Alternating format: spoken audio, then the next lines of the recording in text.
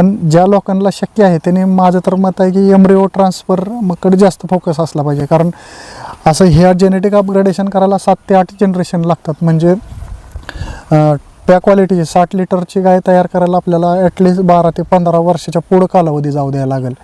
पण embryo transfer केलं तर एका जनरेशनमध्येच त्या क्वालिटीची गाय तयार होते. 50 लिटरची गाय तयार करायची किंवा 60 लिटर पर डेला दूध देणारी गाय तयार करायची, तर ते फक्त म्हणजे एम्ब्रिओ ट्रान्सफरनं लगेच शक्य होतं.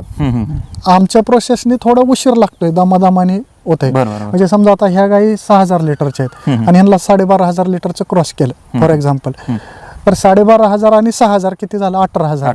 18,000च्या निम्मा म्हणजे आईचं निम्मा आणि वडिलाचं निम्मा मिळून ते पिल्लू तयार होणार. तर त्याचं 9,000 लिटरची कॅपॅसिटी झाली. त्याच्यामध्ये थोडंफार व्हेरिएशन आलं तरी ते 7,000च्या पुढेच राहतं आपल्या इथं.